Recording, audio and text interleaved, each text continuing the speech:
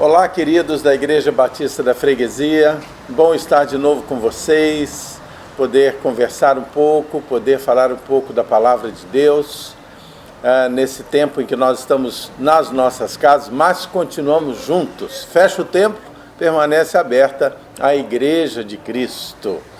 Quero lembrar a vocês algumas das nossas atividades dessa semana. Hoje estamos trazendo oração e ação. Amanhã teremos oração e ação também às 19h30, amanhã com a característica do estudo bíblico. Nós vamos estar estudando amanhã o Evangelho de João, capítulo 6, versículos 60 a 71. Vai ser o comentário sobre os discípulos escandalizados. Às vezes acontece isso, às vezes os discípulos de Cristo ficam escandalizados com a santidade de Jesus, com os seus conceitos que são revolucionários para a mente humana.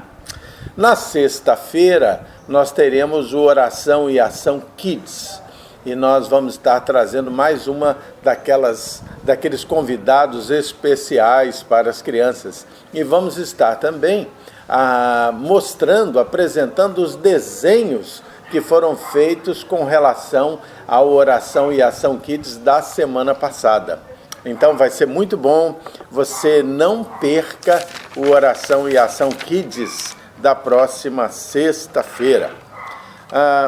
Quero convidar vocês a que nós oremos juntos. Antes de mais nada, vamos orar. Feche seus olhos, abaixe sua cabeça, vamos orar. Senhor Deus, muito obrigado pelo teu amor por nós. Obrigado porque o Senhor tem cuidado, Senhor, do teu povo. Pedimos proteção, todos nós carecemos da tua proteção, da tua mão sobre nós. Abençoa, Senhor, essas famílias, dessas pessoas que nos ouvem, que estão acompanhando Oração e Ação, que essas famílias possam ser ricamente abençoadas, Pai. Te peço a Deus que o Senhor fale ao nosso coração hoje a respeito desse assunto que nós estaremos comentando da Tua Palavra, Pai. Unge-me, Senhor, eu te peço com Teu Santo Espírito para trazer a Palavra. Unge, Senhor, os ouvidos e a mente, o coração daqueles que ouvem, para que tenham compreensão, discernimento, Senhor, da Tua mensagem para eles. Tudo isso eu te peço e agradeço em nome de Jesus. Amém. Muito bem, nós hoje vamos estar falando sobre o seguinte assunto: se Deus falasse comigo. Esse é o título da nossa palavra de hoje. Se Deus falasse comigo. Me diga uma coisa, você tem uma aspiração, um desejo, uma vontade de que Deus fale com você? Isso passa pela sua cabeça?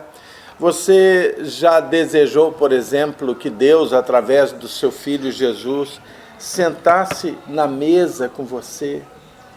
Você pensa nisso? Eu já pensei. Às vezes eu penso assim, seria tão bom se Ele pudesse sentar comigo na mesa e me dizer todas as coisas que eu preciso fazer, me dissesse por onde ir, quais as decisões tomar. Muitas vezes isso já me ocorreu. E eu conheci já pessoas que oram para pedir a Deus, Deus fala comigo. Pessoas que fazem jejum, Deus fala comigo. Na realidade, eu acho que nós temos um certo medo do silêncio divino. Nós temos medo de que Deus não fale conosco. Há um teólogo respeitado do século XX, Paul Tillich, e ele diz uma frase interessante. Ele diz que a prova de fogo do crente é atravessar o deserto do silêncio de Deus. Realmente, se Deus se silenciar, nós nos sentiremos completamente perdidos. Mas eu quero comentar algo com vocês e fazer uma pergunta. Será que Deus não fala? Ou será que Deus fala? Será que Ele responde às nossas perguntas? Será que Deus já falou com você? E tendo falado com você, será que você ouviu? Será que você quis ouvir? Será que Deus fala conosco?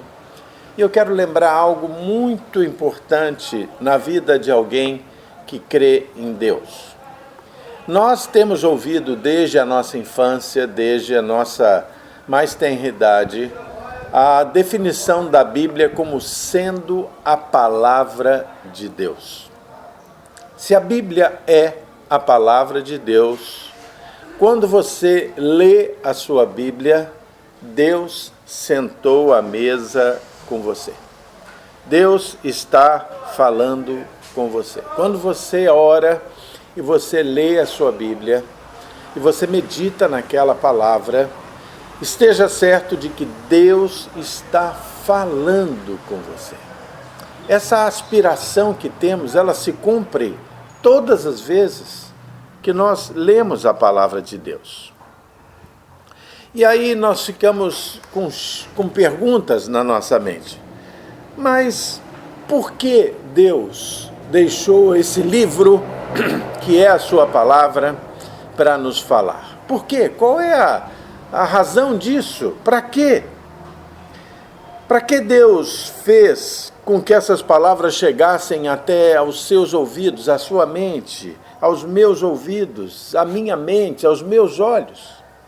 E eu quero começar convidando você a abrir a sua Bíblia no Evangelho de João, no capítulo 20, nos versículos 30 e 31. Eu vou estar usando hoje a Bíblia na nova tradução da linguagem de hoje, uma linguagem mais contemporânea. João 20, abra aí João 20, ok? Vamos ler os versículos 30 e 31. João 20, 31 faz um comentário sobre as razões por que essas palavras estão escritas aqui. E elas estão ao seu alcance. O texto diz assim: Jesus fez, diante dos discípulos, muitos outros milagres, que não estão escritos nesse livro.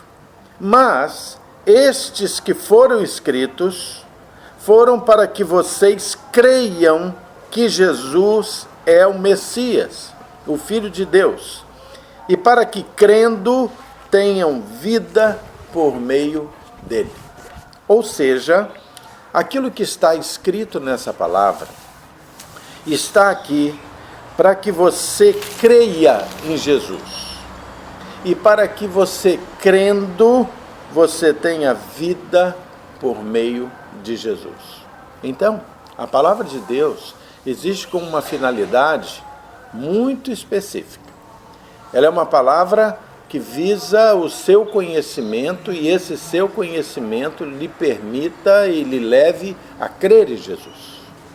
E uma vez que você crê em Jesus, você é salvo por intermédio desta fé nele.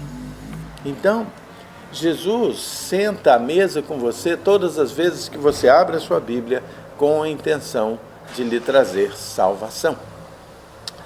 A Bíblia é como Deus lhe ensinando a cada dia, como nós fazemos com os nossos filhos, nós fazemos com as nossas crianças. É como quando trazemos conhecimento aos nossos filhos, e é como se nós trouxéssemos luz para os caminhos deles. É como Deus trazendo luz para os nossos caminhos, para o nosso cotidiano. Você lembra muito bem o que está escrito no Salmo 119, 105, esse texto tão conhecido, tão lindo, esse versículo? Abra aí, Salmo 119, capítulo 105, 119, capítulo 105. Esse salmo, praticamente todos os versículos desse salmo falam a respeito da palavra de Deus. Salmo 119, capítulo 105, diz assim: A tua palavra é lâmpada para guiar os meus passos, e é luz que ilumina o meu caminho.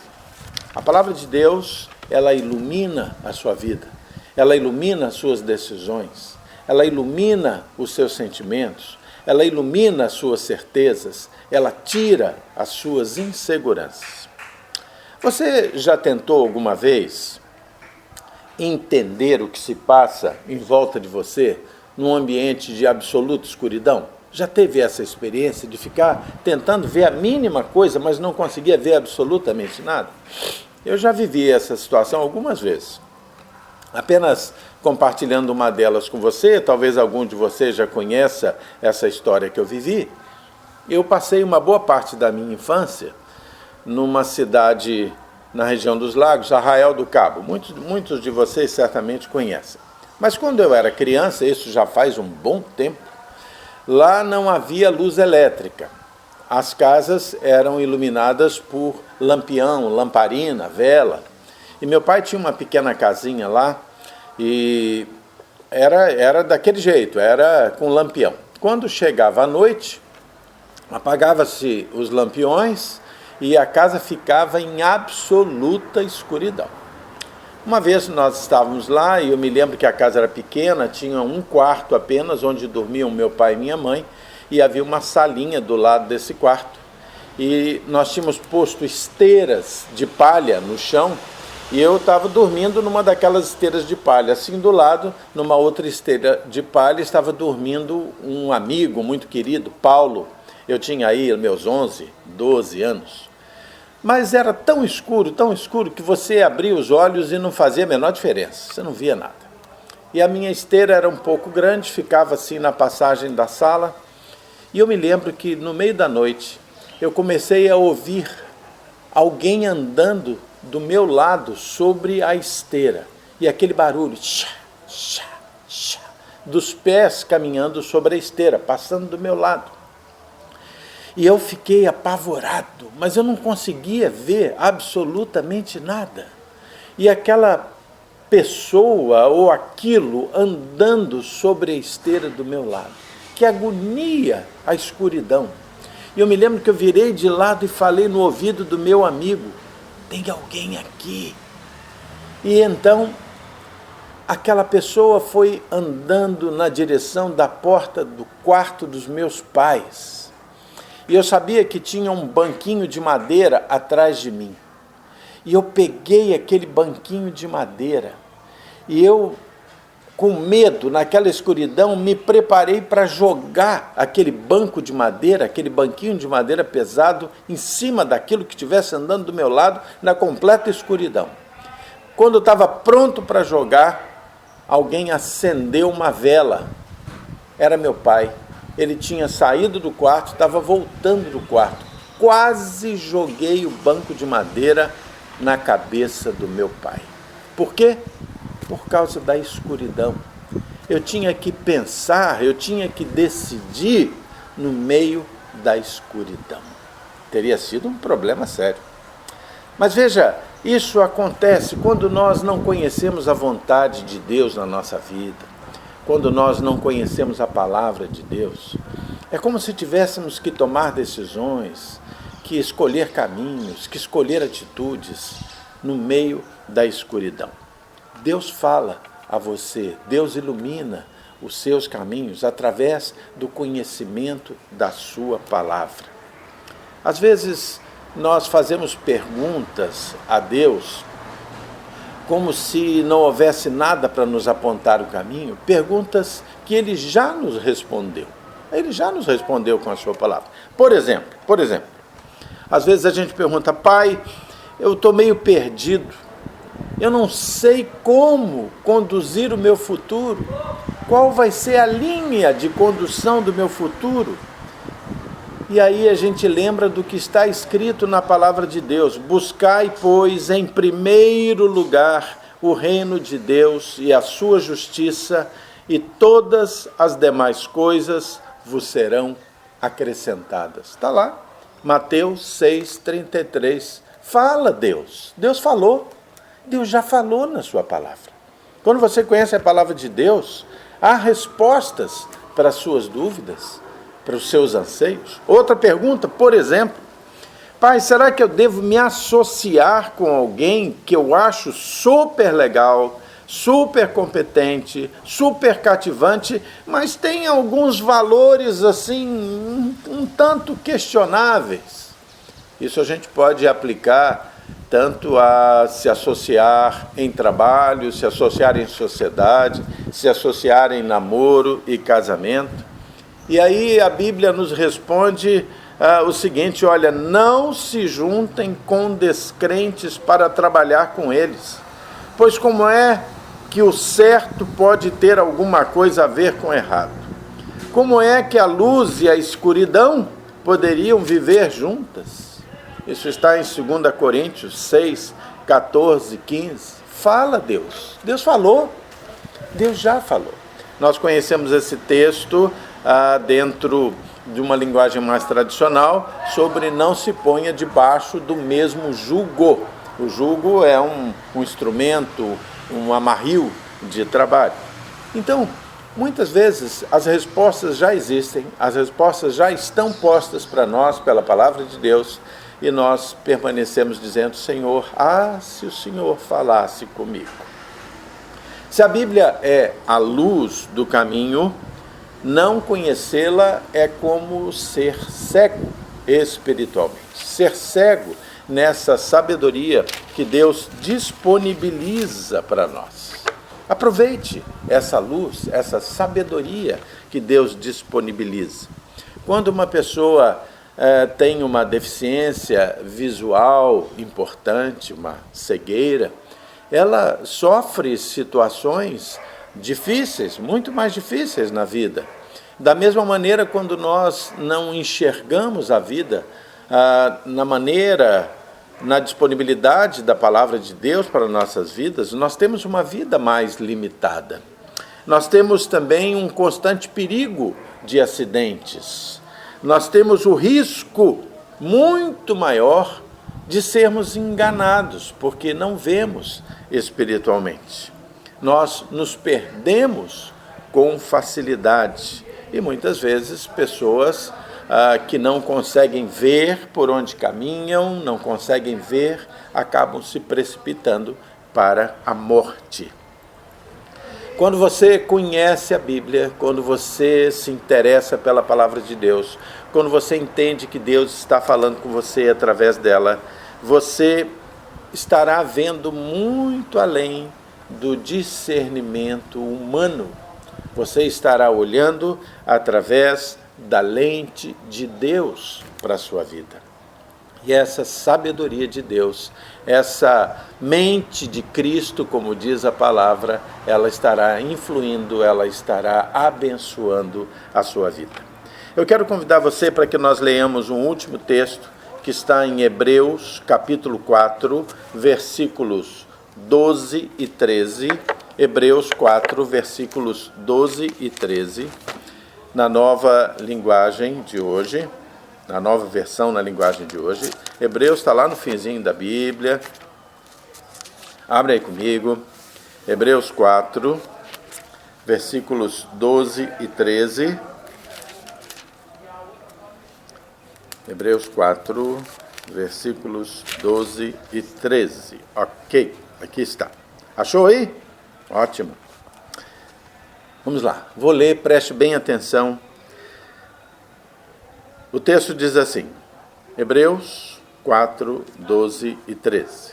Diz assim: pois a palavra de Deus é viva e poderosa e corta mais do que qualquer espada afiada dos dois lados.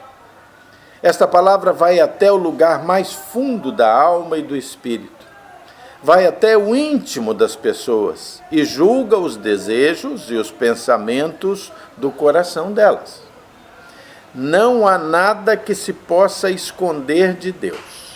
Em toda a criação, tudo está descoberto e aberto diante dos olhos dele. E é a ele que todos nós teremos que prestar contas. Queridos, Deus está pronto a sentar à mesa com você e lhe apresentar os caminhos e as soluções para os mais difíceis momentos da sua vida, consolar você. E como disse o primeiro texto que lemos, para lhe apresentar Jesus através da palavra e através do conhecimento de Jesus lhe dar salvação eterna. Amém? Simples assim. Sente à mesa com o Senhor. Deus quer conversar com você. Deus quer sentar à mesa com você. Leia a Bíblia e a Bíblia está à sua disposição. Eu quero agora trazer com você, ou para você, os nossos motivos de oração. Nós vamos orar a alguns motivos e eu gostaria que você estivesse atento a eles. Primeiro, quero trazer algumas notícias do pastor Sócrates, que foi acometido do Covid-19. Ele passou por momentos extremamente graves, difíceis mesmo, mas de ontem para hoje ele apresentou alguma melhora, já está sendo começado o processo de diminuir a sedação e as suas chances de vida cresceram muito, graças a Deus pela intervenção de Deus na sua vida.